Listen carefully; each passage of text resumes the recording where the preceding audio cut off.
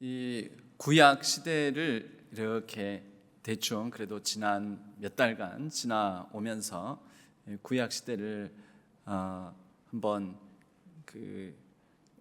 간단하게라도 정리를 해보실 수 있겠습니까? 안 되면 또 반복하면 되는 거죠. 이 성경에 여러 시대 구분을 할 수가 있는데 기준에 따라서 조금씩 다를 수도 있고 그렇지만 결국 어느 분류법이든지 한 분류대로 전체를 이 큰 줄기를 그릴 수가 있으면 그 다음에는 이 성경의 시대적 배경을 이해하기가 조금 더 수월해집니다. 제일 첫 번째로는 이제 창조 시대, 이때는 역사 이전의 시대라고 볼 수가 있습니다. 역사 이전이라고 해서 역사가 없었느냐 하면 그건 아니고요. 우리가 증명할 수 있는 역사 사료, 역사 자료가 없다라는 거죠. 그래서 창조 시대, 창세기의 11장까지를 1장부터 11장까지를 흔히 창조 시대라고 말할 수가 있습니다. 그 시대를 그때를 원 역사 또는 선 역사 이렇게 얘기를 하기도 합니다. 그 다음에는 이제 12장부터 아브라함의 부르심이 나오죠. 그래서 이제 이때부터 아브라함, 이삭, 야곱 이렇게 이어지는 족장 시대가 있습니다. 족장 시대. 그리고 난 다음에는 족장 시대 제일 마지막에 요셉을 통해서 요셉이 애굽으로 팔려가게 되고 총리 대신되고 요셉을 통해서 야곱의 이 가족들이 다 이주를 하게 되죠. 그리고 거기에서 애굽에서 살게 됩니다. 애굽에서 약 400여 년 동안 살게 되는데 이때를 뭐라고 할 수 있겠습니까? 출애굽 시대.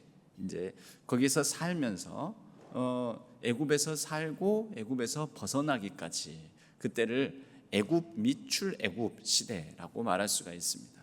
그리고 난 다음에는요, 출애굽에서 어디로 갑니까?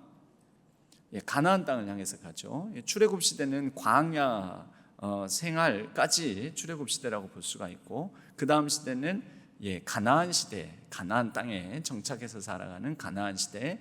그리고 성경에서는 가나안 정복하는 여호수아, 그때를 가나안 시대라고 말할 수 있는데 그 이후에는 가나안 땅이 구약의 배경이 되죠. 그런데 거기에서 조금 더 세분화해서 사사시대가 있습니다.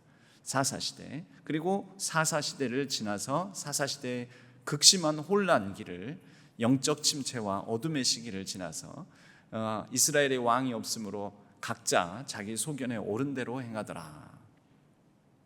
제가 이번 주 월요일에도 어떤 목사님을 만났는데 그 목사님이 지금 사역하고 있는 교회가 매우 힘들다는 거예요. 어렵다는 거예요.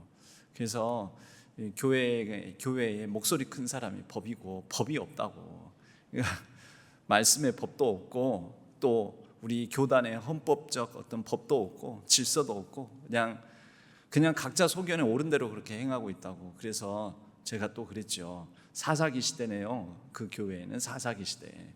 여러분, 우리가 자칫 잘못하면 사사기 시대를 맞이할 수가 있습니다. 그러니까 우리에게는 성경이, 또 우리는 교단 안에 속해 있으니까 교단 안에 있는 어떤 질서 안에서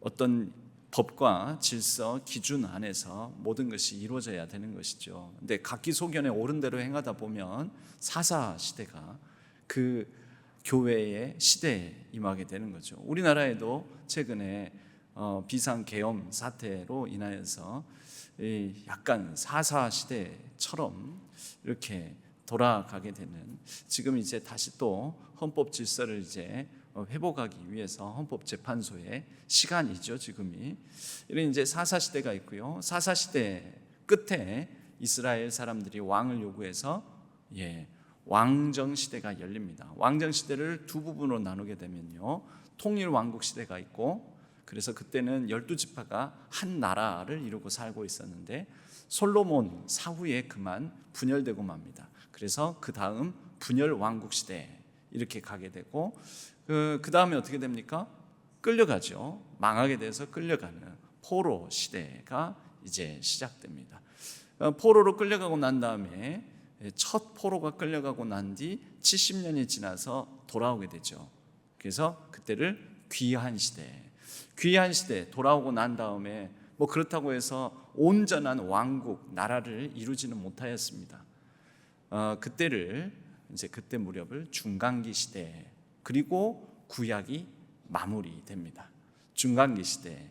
이 중간기 시대에 대해서 지난주까지 나누어 봤었고요. 이제 오늘은 복음 시대. 이 복음 시대를 한 번에 할까 했는데 복음 시대를 조금 나누어서, 복음하면 예수님께서 오신 것으로부터 복음 시대, 성경에는 복음서가 시작되지 않습니까?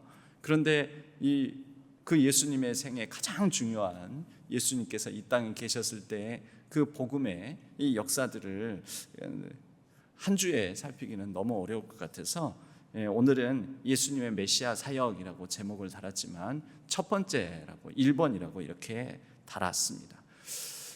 예수님의 이 땅에 오심으로 우리가 이제 한 일주일 남았습니다. 성탄절, 예수님께서 이 땅에 오시는 그런 절기를 우리가 기다리면서 대림절, 이제 세 번째 주일 지나고 돌아오는 주일이 네 번째 주일 지나고 나면 다음 주 수요일이 성탄절, 예수님께서 태어나신 날로 우리가 기념하는 성탄절입니다.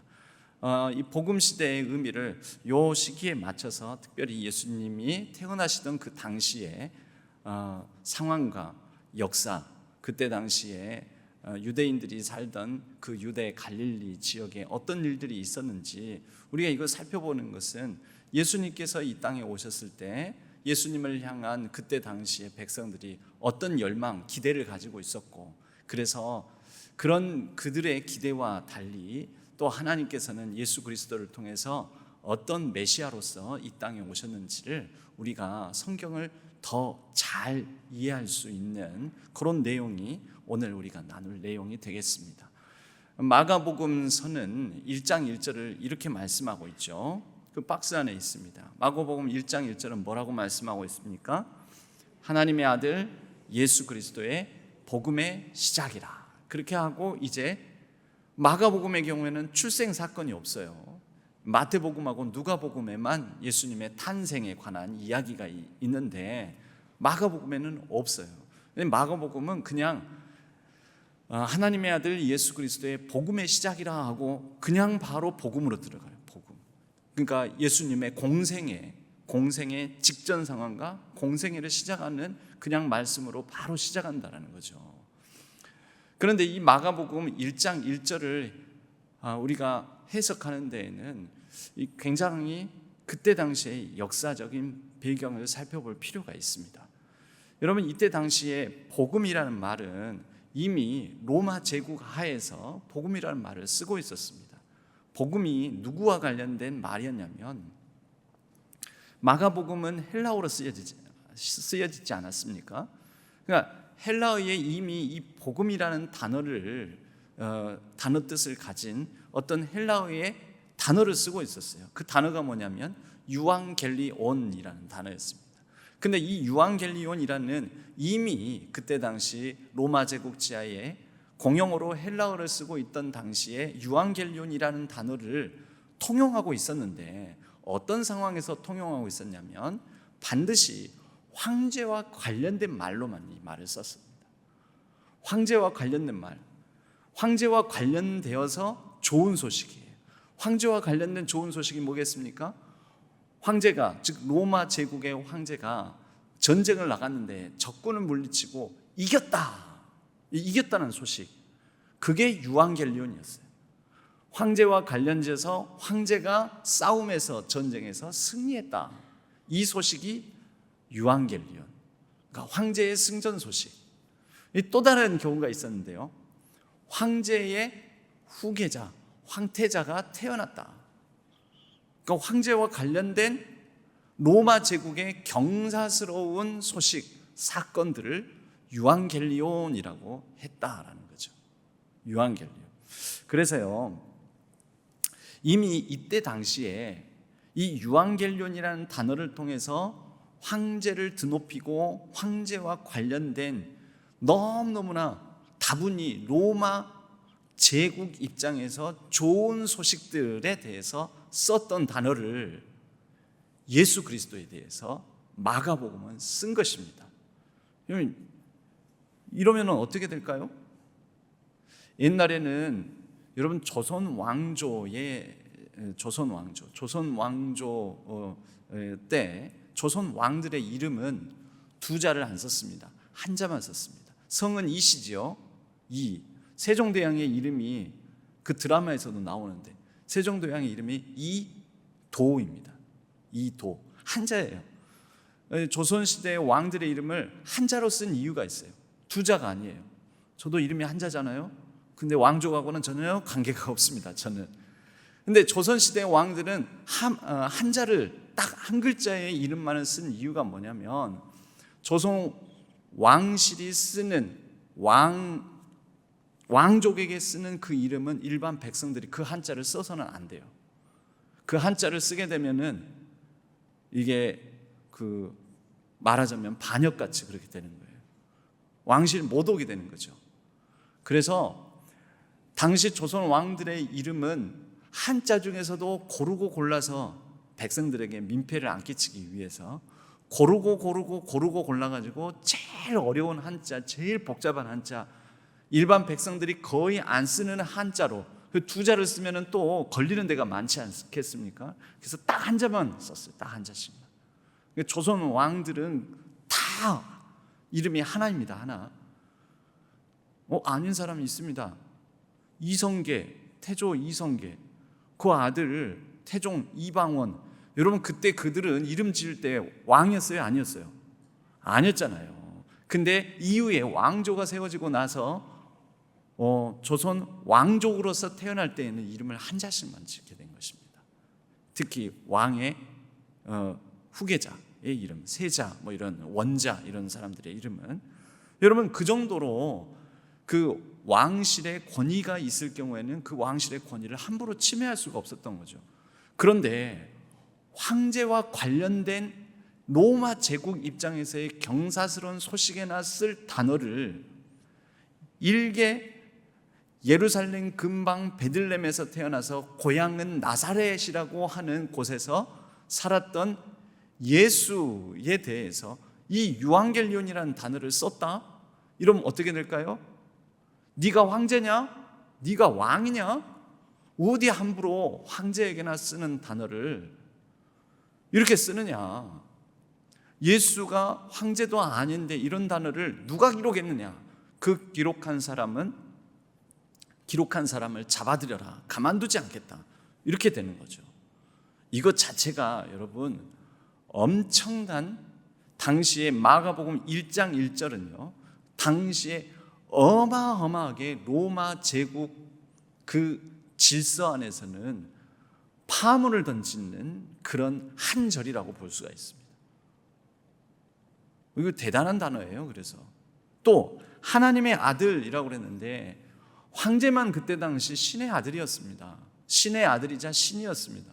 그런데 하나님의 아들이라는 칭호를 감히 로마 제국 그것도 피지배 민족 가운데 시골에서 태어난 제대로 된 도시도 아니고 시골에서 태어난 어떤 피지배 민족 한 아이에게 쓰다니, 한 사람에게 쓰다니, 이건 로마 입장에서는 말도 안 되는 역적 모반하는 죄였던 것이죠. 굉장히 마가복음은 그런 의미에서요, 출생에 관한 어떤 이야기도 없이 바로 이렇게 도발적인 한 절로 시작을 해가지고 마가복음이 제대로 읽으면 굉장히 혁명적인 책입니다. 마가복음이 굉장히 혁명적이고요, 또 마가복음이 굉장히 정치적인 복음서입니다. 4개 복음서 중에서 제일 정치적이에요. 어떤 의미에서요? 방금 제가 설명드렸잖아요. 로마 황제가 다스리던 때, 로마 황제만이 신의 아들이라고 여겨지던 때, 그 로마 황제에 관련된 단어들을 다 예수님에 대해서 썼어요. 그러니까 당시로서는 얼마나 혁명적이고 얼마나 정치적으로 이 로마 황제에 대드는 그런 복음서였겠습니까? 일단 그것을 이해한 상태에서 우리가 이 마가복음 1장 1절을 우리는 그냥 쉽게 나는 복음을 믿으니까 복음의 시작이라고 그렇구나 하고 그냥 대충 읽어 넘어가는데 그런 의미 정도가 아니라는 것입니다. 이 무게감을 우리가 인식하면서 마가복음 1장 1절을 읽으면서 펼치면서 나가야 되는 거죠. 야, 이게 엄청난 메시지구나. 그때 당시에 엄청난 충격을 주는 파문을 던지는 이 한 절이었구나. 당시 로마가 생각하는 복음과 예수 그리스도의 복음의 시작이라, 예수 그리스도의 복음은 완전히 달랐습니다. 로마의 복음은 무엇입니까? 황제에 관련된, 그래서 황제에 관한 칭호가 그때 당시 있었습니다. 황제에 관한 칭호가 몇 가지가 나오는데요, 아우구스투스, 세바스토스, 도미니스, 또 임페라토르, 이게 다 로마 황제에 관하여 로마 황제를 지칭하는 말이었습니다. 아우구스투스는 절대 존엄, 존엄한 자, 신적 존재다, 이런 말이었습니다. 이 아우구스투스라는 칭호를 누가 받기 시작했습니까? 율리우스 카이사르부터라고 하는데, 실제적으로는 옥타비아누스라고 율리우스 카이사르의 이 양자 아들에게서부터 이게 본격적으로 쓰여지게 되었죠.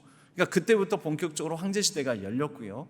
황제에게 이런 칭호를 드리면서 로마는 황제 숭배, 황제를 신격화하는 시대에 이르게 이제 시작이 일어나게 되었습니다. 세바스토스 제사, 우리의 숭배를 받을 뿐입니다, 이런 뜻이 세바스토스. 그리고 도미니스, 성경에 이 도미니스에 관한 그 영화 배너에도 이 표현이 나옵니다. 예수님을 부르는 호칭으로서 도미니스 이렇게도 나오는데요, 원래는 누구에게 썼던 말이냐면 로마 황제에게 썼던 말이에요. 주님이라는 뜻입니다.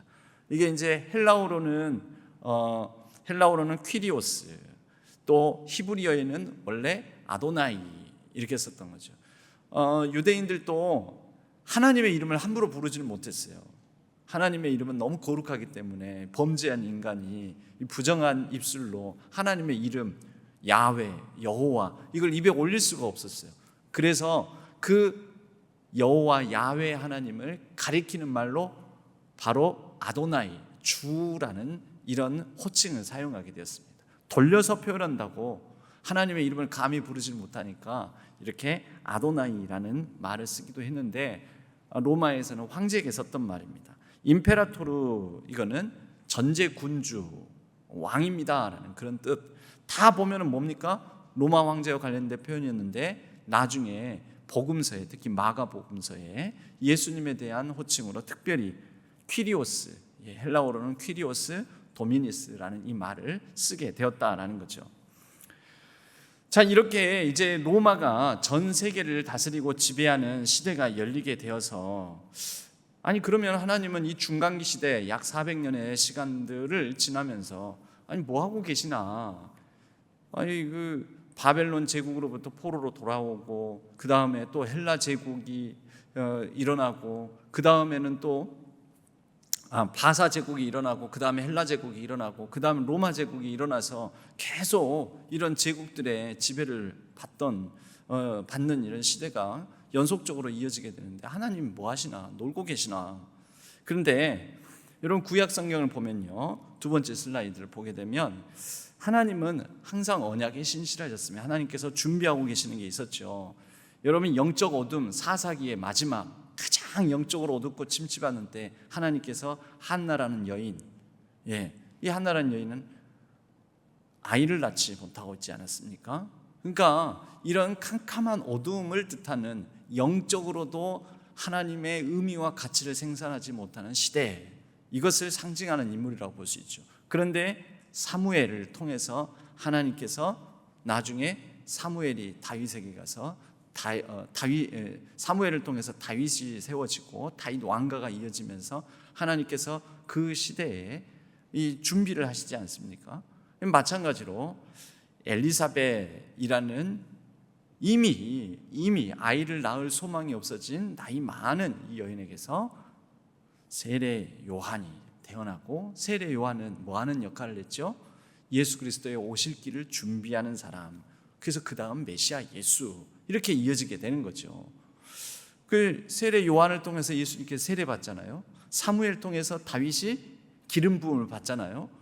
이렇게 대칭적으로 보면 비슷하지 않습니까? 하나님 뭐 하셨다? 하나님은 하나님의 때가 있다. 그 때가 찼을 때 시대의 극한 어둠을 뚫고 시대에 아무것도 낳지 못하는 어떤 절망적인 상황 속에서 하나님은 그 다음을 준비하고 계셨다라는 거죠. 예.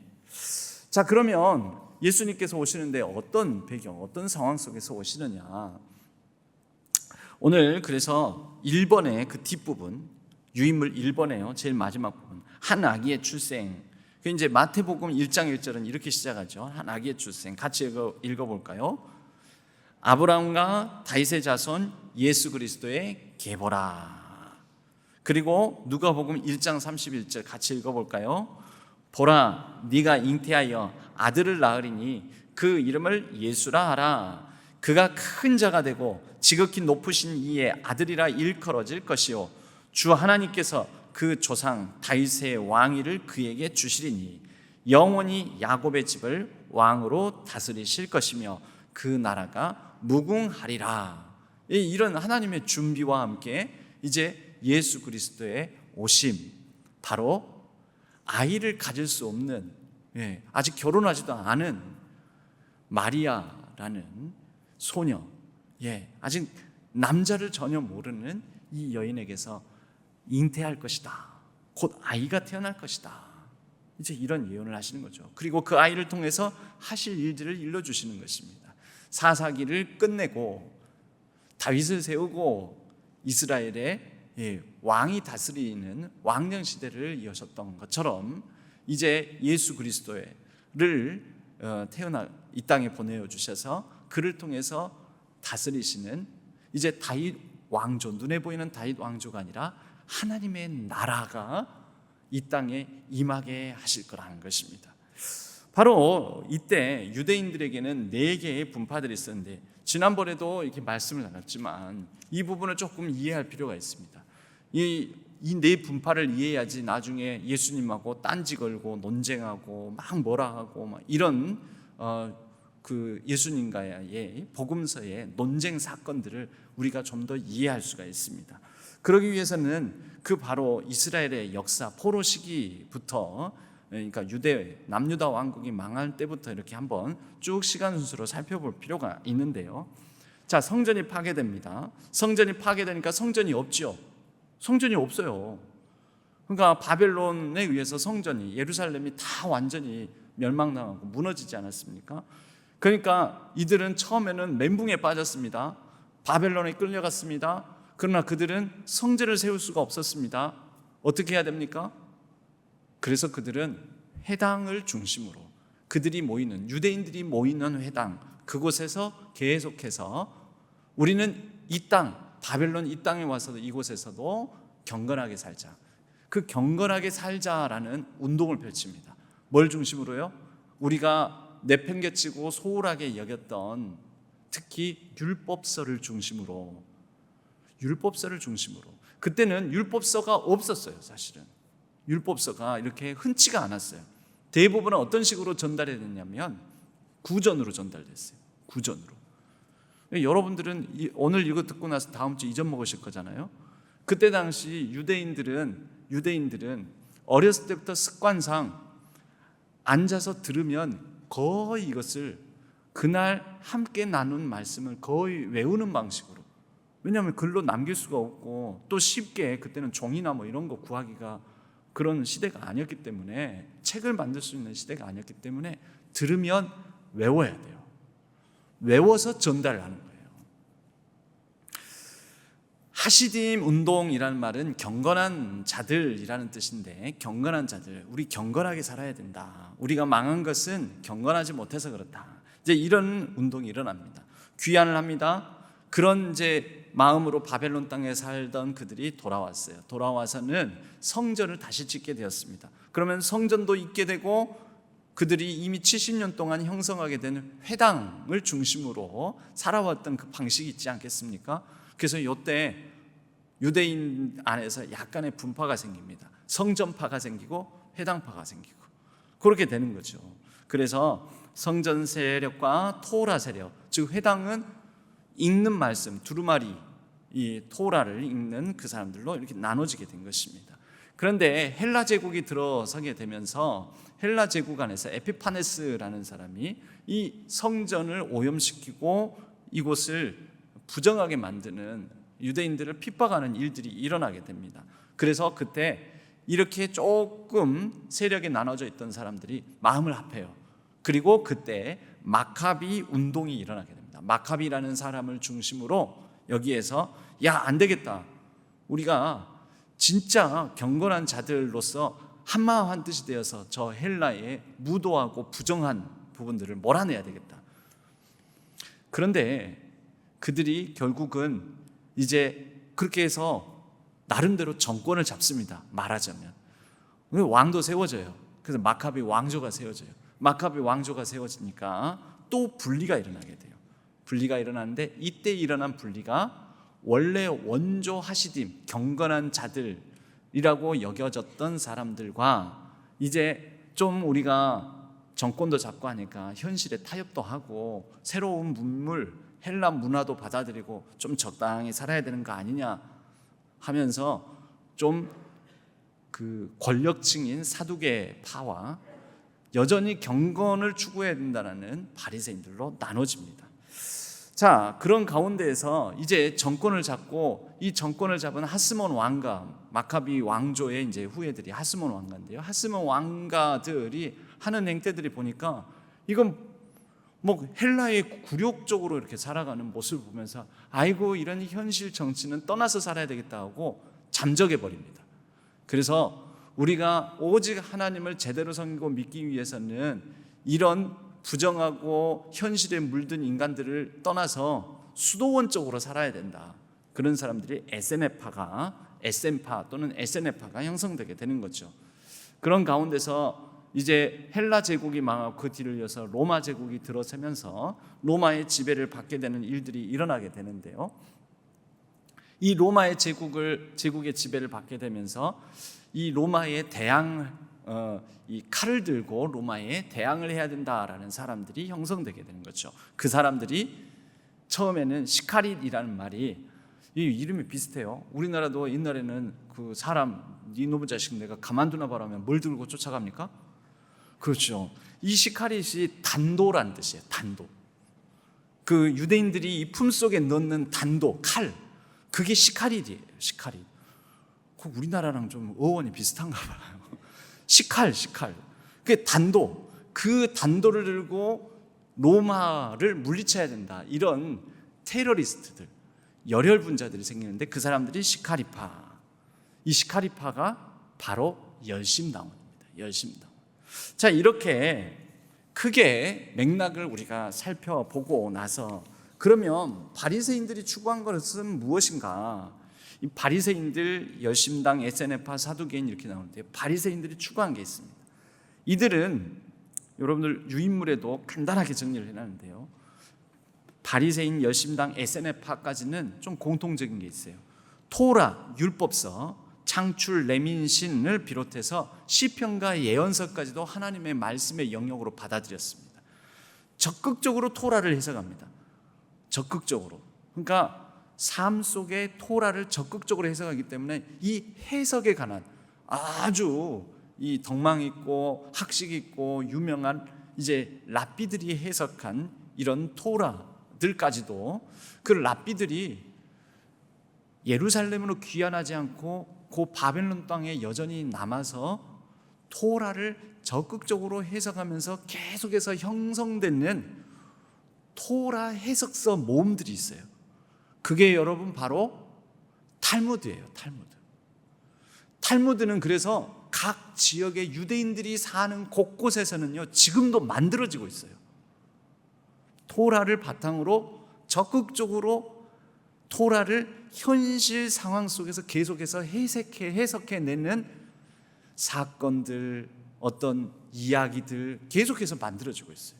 그래서 탈무드는 유대인들조차도 일평생 동안 전 세계에 있는 탈무드 전체를 다 공부할 수가 없습니다. 그 정도로 방대합니다. 각 지역마다 지금도 생성되고 있고요. 그런데 이 바리새인들은 회당을 중심으로 적극적으로 토라를 해석하면서 구전하고 전통을 강조하면서 헬레니즘, 헬라 문화를 배격하고 우리는 우리의 전통을 고수하면서 살아야 돼. 이런 마음들을 가지고 좀 배운 사람들, 좀 그래도 유대인들 중에서는 중산층 이런 사람들이 꽤 많았습니다. 이들은 토라뿐만 아니라 다른 시편 예언서까지 인정하기 때문에 천사, 영, 메시아 사상 또 이런 것들을 다 인정하는, 부활도 인정하고 그런 사람들이었습니다. 반면에 여기에 극단에 서게 되는 파가 있었는데 사두개파예요. 사두개파는 전통 구전, 이들은 어디를 중심으로 하냐면요, 회당이 아니라 성전을 중심으로 합니다. 그 성전, 눈에 보이는 성전. 그래서 무조건 바리새인들이 하는 것 반대로 해요. 그리고 이들은 오직 창출 내민신, 창출 내민신에 나오는 특히 제사, 헌물, 어떤 이렇게 제사법 이런 걸 굉장히 중요시 여깁니다. 이들은 성전을 중심으로 하는데 성전에는 재물이 가득하지 않습니까? 왜냐하면 모든 유대인들은 성전세를 내죠. 절기마다 또 재물을 가져와서 제사를 지내죠. 성전에는 많은 보화들이 가득 차 있었어요. 이거를 지키는 데에는 어떻게 해야 돼요? 여러분, 다른 여담이지만 우리나라 일제시대 때 신사참배, 일제의 굴복하라고 하는 것이 기독교계에는 요구한 게 신사참배이지 않습니까? 신사참배를 우리 개신교, 천주교, 개신교 다 합해서 기독교계가 공식적으로 반대했을까요? 찬성했을까요? 잘 모르세요? 여러분, 우리는 꼭 좋은 것만 알면 안 돼요. 잘못한 거, 실수한 거, 우리가 틀린 것도 알아야 돼요. 그래야지 반복하지 않는 거예요. 여러분, 일제시대 때 공식적으로 우리 교단총회는 신사참배를 결의를 했습니다. 그 교단의 신사참배 결의를 반대했던 대표적인 분이 누구냐면은 주기철 목사님이에요. 그때 평양 산정인교회에 목회하고 오셨던 주기철 목사님. 그러니까 교단에서 주기철 목사님을 어떻게 한 줄 알아요? 파문시켜버렸어요. 면직시켜버려요. 면직 출교. 그래서 그 교회에서 쫓아내버렸어요. 너 왜 신사참배 우리 교단이 결의했는데 말을 안 들어? 네가 우리 교단 소속 목사야? 우리 교단 소속 목사면 말을 들어야지. 그래가지고 파면시키고 면직시키고 출교해버렸어요. 그리고 일제에는 잡혀 들어가게 된 거죠. 모르셨어요? 그러니까 여러분, 우리가 우리의 허물도 알아야 돼요. 허물도. 저는 그런 생각입니다. 우리의 허물을 알아야지 우리가 다시 실수하지 않는 거죠. 자, 그런데 그때 우리 교단도 그렇고 천주교도 신사참배를 결의를 했어요. 모든 교단이 공식적으로는 모든 교단, 감리교도 그렇고요, 모든 교단이 신사참배를 교단총회에서는 다 그랬어요. 어이가 없죠? 그래서 분노해야 되는 거예요. 사실 이런 부분에 대해서는 이번에도 군인들이 명령에 따랐을 뿐이라고 그러면 안 돼요. 그 외에 제2차 세계대전 때 유대인들을 죽였던 상부 명령에 따라서 유대인들을 가스실로 끌고 가서 유대인들 600만 명을 죽였던 그 책임자들은요, 나는 그저 단순히 명령에 따랐을 뿐인데요, 다 나중에 독일의 경우에는 그 사람들 그 80세, 90세가 되도록까지 그 사람 다 잡아다가 다 감옥 보내고 다 재판하고 그랬습니다. 단죄를 다 했습니다. 여튼 우리 교단에서 교단총회가 나서서 신사참배를 찬성하고 결의를 한 이유가 뭔지 아십니까? 교회를 지키기 위해서였습니다. 교회를 지키기 위해서. 지금 사두개인들이 성전을 지키기 위해서, 성전에 있는 보화, 이 재물을 지키기 위해서 그들이 헬라 제국 때는 헬라 제국, 헬라 헬라 문화를 받아들여 헬라 제국과 친하게 지냅니다. 로마에 다스렸을 때는 로마 권력과 가까이 지냅니다. 뭐 하려고요? 이들도 명분이 있어요. 무슨 명분이겠어요? 성전을 지키려고. 야, 우리 성전이 다시 파괴되면 안 되는 거잖아. 성전이 파괴되고 예루살렘이 무너지고 또 포로로 끌려가면 좋겠어?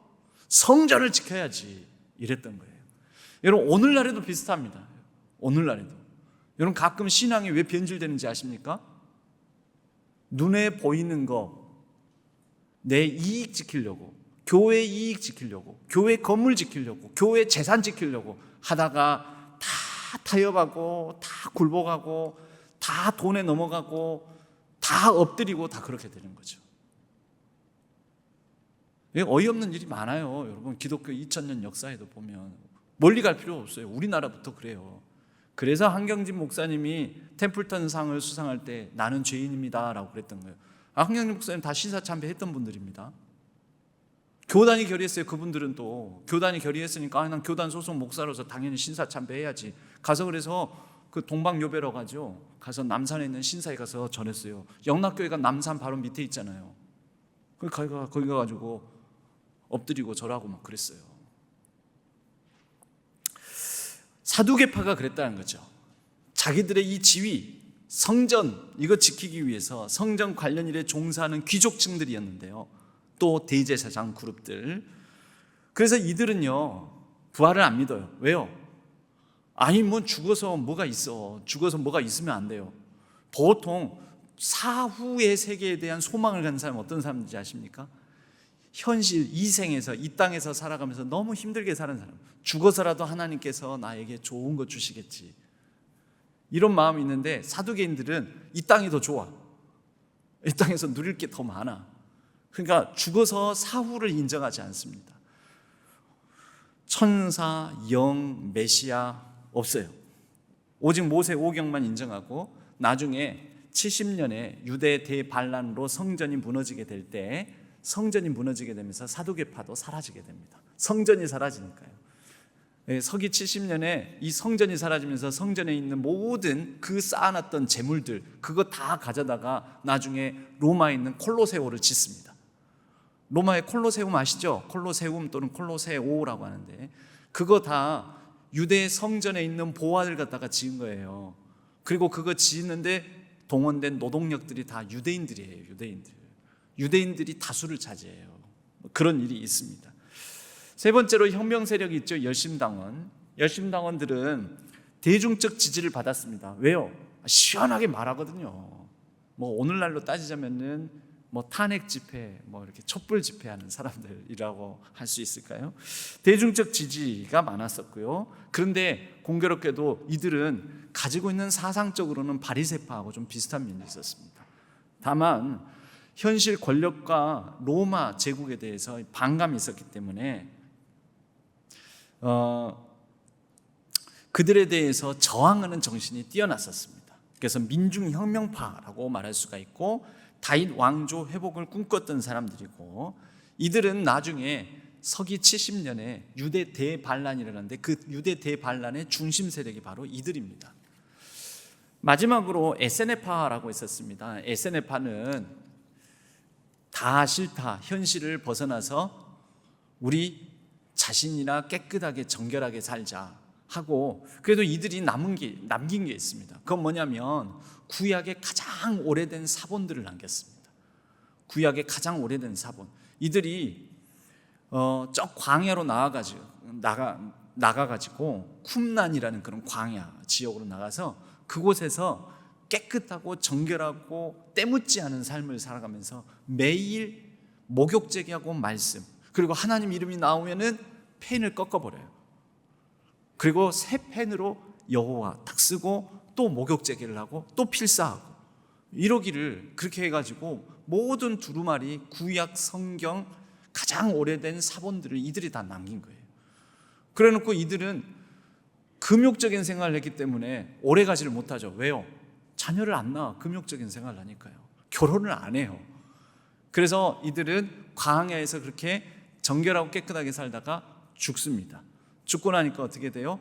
그들이 필기했던 사본, 이것들은 다 항아리에 담아가지고 광야에 있는 동굴 속에다가 꽁꽁 숨겨놨어요. 아무도 몰라. 왜냐하면 다 죽었으니까. 그러다가 1946년에 우연히 양을 치는 목자가 우리 양 염소 한 마리가 어디 가버렸네? 양이 어디 갔지? 하고 저기 동굴 속에 들어가 있나 하고 동굴 속에다가 양이 있는가 보고 돌을 던졌는데 거기서 쨍그랑한 소리가 들리는 거예요. 저 안에 뭐가 있나 보다 해가지고 이사야서 전체가 발견됩니다. 가장 오래된 사본이 그런 일이 있게 됩니다. 이 에세네파는 그런 의미에 있어서 이들은 상당히 미래에 대한 소망을 가지고 내세에 대한 사상이 굉장히 강했어요. 종말의 메시아, 빛과 어둠의 대조, 공동체를 이루고 살았거든요. 성찬, 마음의 정결, 세례 이런 것들을 강조했습니다. 그래서 세례 요한이 이 에세네파가 아니었나라고 학자들은 얘기하기도 합니다. 이것을 표로 정리를 하자면 이렇게 정리를 할 수가 있는데요. 구전 율법을 중심으로 하는가, 아니면 제사를 중심으로 하는가, 위아래와 양옆에 시대와 타협하는가, 권력과 타협하는가, 아니면 권력을 배격하는가에 따라서 이렇게 네 분파가 자리를 하게 됩니다. 저기 두루마리가 있는 데가 어디겠습니까? 거기가 바리새인. 이쪽에 칼 든 데 있죠? 저게 시카리예요. 시카리 아니고 시카리. 예, 시카리. 그 다음에 요 밑에 성전 있죠? 이쪽 밑에. 예, 시카리 밑에, 바로 밑에 성전. 그게 사두개파. 저쪽에 저가 광야잖아요. 저기가 쿰난 사본, 쿰난 이사야 두루마리가 발견된 데가 저기거든요. 저희 동굴 안에서. 저렇게 광야지대에서 은둔 생활을 했습니다. 이렇게 구분이 된다라는 것이죠. 자, 예수님께서 태어나셨습니다. 예수님께서 태어나셨는데요. 조금 건너뛰어서 예수님께서 태어나셨고, 우리가 예수님 태어난 탄생의 이야기는 조금 더 잘 아니까 조금 넘기고요. 세포리스 반란 사건이라는 게 있습니다. 예수님께서 한 10살 무렵 정도 되었을 때, 우리 성경에는 기록되어 있지 않는데요, 그때 어마어마한 충격을 주는, 예수님에게도 굉장한 충격을 주었을 갈릴리 유다라는 사람이 일으킨 반란이 있습니다. 그 예수님께서 살던 나사렛이라는 곳에서 8km밖에 안 떨어졌어요. 여러분 8km면은 걸어서 얼마나 걸립니까? 보통 걸음으로는 1시간에 4km 간다라고 얘기합니다. 1시간에 4km. 그러니까 8km면은 2시간 거리죠. 2시간 거리. 멀어요, 가까워요? 멀어요, 가까워요? 잘 모르겠어요. 우리 그 양한무 장로님 이비인후과 여러분 가신 분들 많죠? 거기까지, 우리 교회에서 거기까지 정도 될 겁니다. 거기까지가 한 8km, 9km 정도, 8km 정도 되지 않을까 싶은데요. 그 정도래요. 멀어요, 가까워요? 가깝잖아요, 그 정도면. 거기에서 세포리스라는, 나사렛에서 세포리스라는 헬라화된 도시가 있었어요. 근데 거기도 다 갈릴리 지방 아닙니다. 근데 거기에서 세금을 로마에게 세금 못 드리겠다 하고, 못 내겠다 하고 세금 납부 거부 운동과 함께 반란이 일어납니다. 예수님 몇 살 때? 10살 무렵에. 그게 어떻게 됐을까요? 결과는 성공했을까요? 그냥 일망타진됩니다. 그래가지고 그때 2,000명이나 되는 사람들이 나무 장대 십자가에 매달립니다. 여러분 2,000명이나 되는 사람을 동시에 2,000명을 매달았다고. 세포리스 들어가는 입구에다가 줄줄이 질비하게 2,000명. 옛날 우리나라도 그 군문 효수한다고 하지 않습니까? 그 옛날에는 남대문 그 앞에가 그렇게 무도한 역적들을 목을 베고 참수한 다음에 그 목을 대롱대롱 걸어놔요. 그래서 역적들은 이렇게 벌을 받는다라는 식으로 전시를 해놓는 거죠. 오늘날 그 자리에가 지금 성당이 세워져 있습니다. 옛날에 그 가톨릭 교인들이 거기서 순교를 많이 당했기 때문에 그 서소문 성당이 거기에 서 있습니다. 아무튼 이 세포리스라는 곳에서 2,000명이나 되는 사람을 동시에 매달은 장대가 세워지게 되는데, 예수님 아버지 직업이 뭐죠? 그죠? 그럼 목수가 있어야 되잖아요. 나무떼기 장대를 만들어야 되니까. 이때 요셉의 예수님의 아버지 요셉 동원이 됐을까요? 안 됐을까요? 야, 너희들 빨리 와서 이 죄인들을 처단할 십자가 만들어야지. 동원이 됐겠죠. 그리고 세포리스에서 일어난 반란이니까 세포리스를 철저하게 짓밟아 버립니다. 그런데 그 다음 헤롯의 아들 중에 한 명인 안디바가 이 세포리스를 재건을 합니다. 반란을 위해서 완전히 피폐하게 된 세포리스라는 도시를 재건하게 되는데, 이 재건하면서 또 목수를 동원했겠어요, 안 했겠어요? 그러니까 예수님이 한 10살 무렵에 아버지 따라서 이 세포리스를 가서 아버지를 도우면서, 장남이었으니까 아버지를 도우면서 이곳에서 이 비참함을 봤을 거라는 거죠. 자기의 동족 유대인들이 반란죄로 처형당한 그 끔찍한 장면들을 목도했을 거라는 거죠. 성경에는 안 나온다면은 당시에 예수님 당시에 그 갈릴리 지방, 여러분 그렇게 2,000명이 동시에 장대에 매달리는 사건이 그때 갈릴리 지역에 있는 모든 유대인들에게 전파가 안 됐겠습니까? 그리고 예수님 살던 동네에서 8km밖에 안 돼요. 걸어서 2시간 거리. 그거밖에 안 돼요. 이런 충격적인 상황 속에서 예수님은 자랐을 거라는 거죠. 자, 5번으로 가겠습니다. 그래서 소년 예수님의 어린 시절, 여러분 예수님은 어린 시절에 행복했겠습니까? 좀 다소 막 우울하고 눌리고 좀 억압당하고 그런 기운이 있었겠습니까? 그죠? 조금 상상이 되시죠? 요번에도 비상계엄 이런 거 한번 저기 하고 나니까 어떤 사람에 따라서는요 막 엄청난 이 트라우마를 겪는 사람들도 있어요. 너무 힘겨워하고 막 이거 뭐냐 하면서 군사 정권 때 그 어떤 아픔을 가진 사람들은 막 다시 막 국회에 군인들이 막 난입을 하니까 막. 자, 그래서 제일 마지막 15번째 슬라이드입니다. 소년 예수는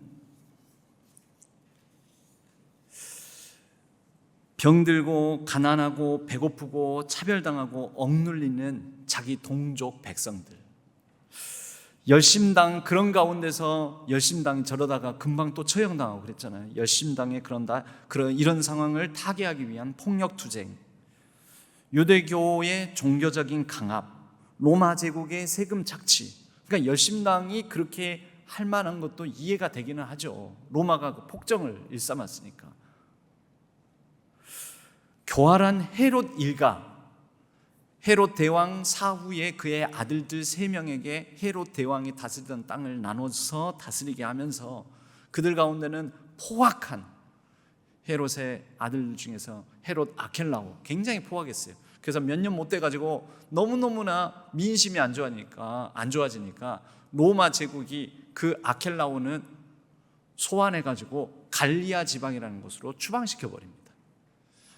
또 다른 아들인 안티파스라는 갈릴리 지역을 다스렸던 헤롯의 또 다른 아들이 있는데요, 이 사람도 그렇게 유대인들을 괴롭히는 거예요.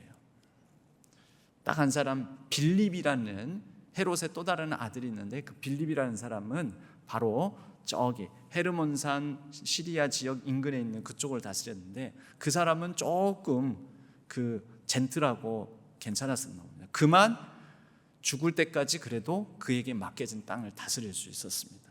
그런데 그곳에는 유대인들이 많이 안 살았고요. 유대인들은 대부분 예루살렘과 갈릴리 지역에 많이 살았는데, 이곳을 다스렸던 아켈라오와 안티파스는 아주 폭정을 일삼았었어요.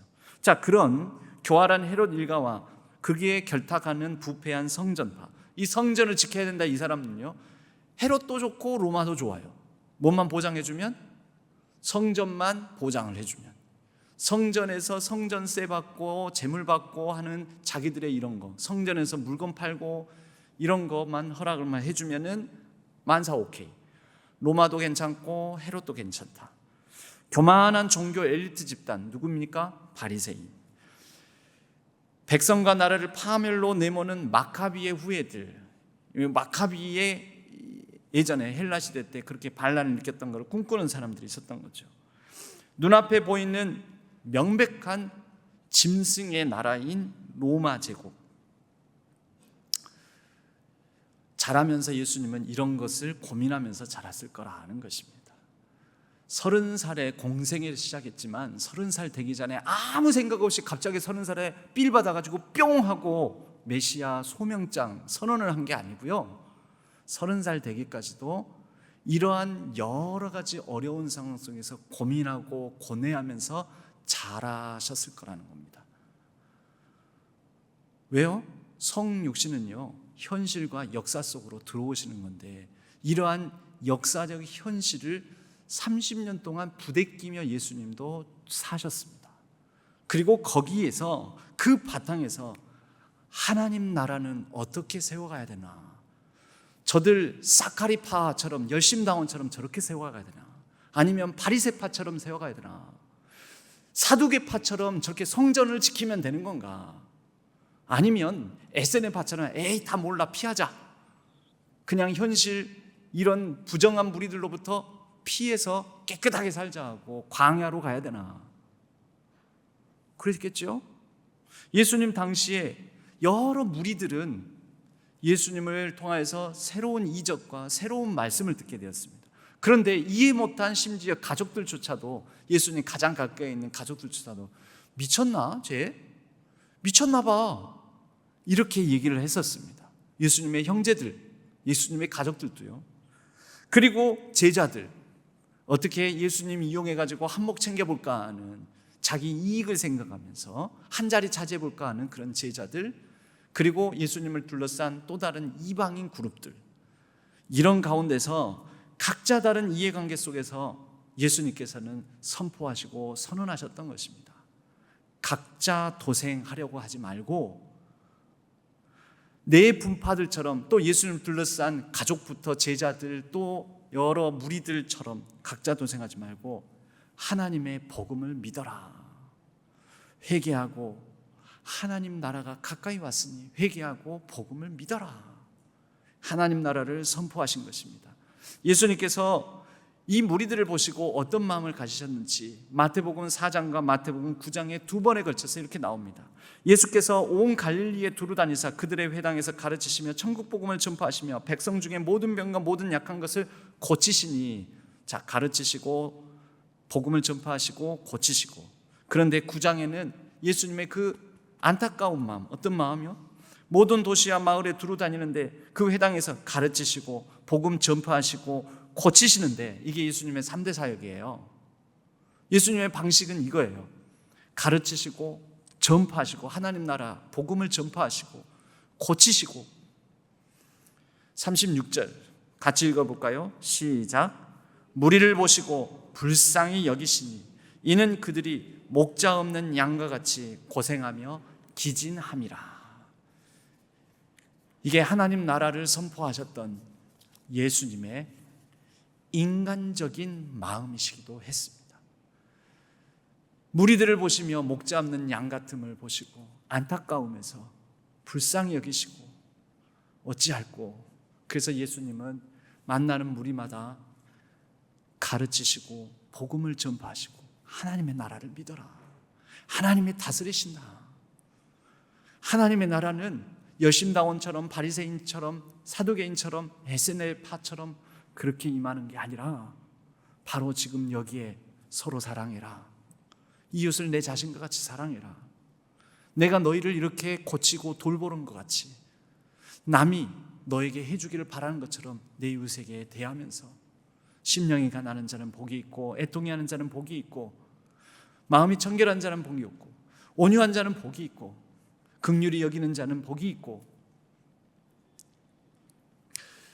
또 의를 위해서 핍박받는 자 복이 있고 화평케 하는 자 복이 있고, 이런 말씀을 전하시면서 하나님 나라를 가르치셨던 것입니다.